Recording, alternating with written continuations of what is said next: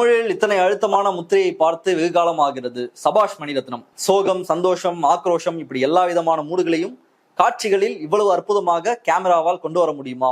ஒளிப்பதிவாளர் ஸ்ரீராம் சர்வதேச நிபுணர்கள் வரிசை எட்டி பிடிக்கிறார். உணர்ச்சிகளை வெளிக்காட்டாமல் சைகைகளினாலும் முழு அசைவுகளினாலும் அண்டர்பிளே செய்து நடிப்பு திறனை காட்டக்கூடிய பிரமாதமான காட்ஃபாதர் பாத்திரம் கமலுக்கு.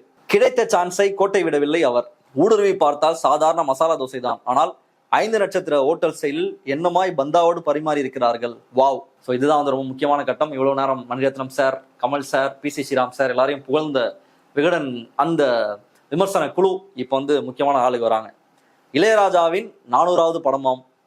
படத்தின் செட், டேக்கிங், கலர், ரிச்னஸ் இவற்றுக்கு நடுவே இளையராஜா இருக்கும் இடம் தெரியாமல் அமுங்கி போய்விடுகிறார் பாவம்.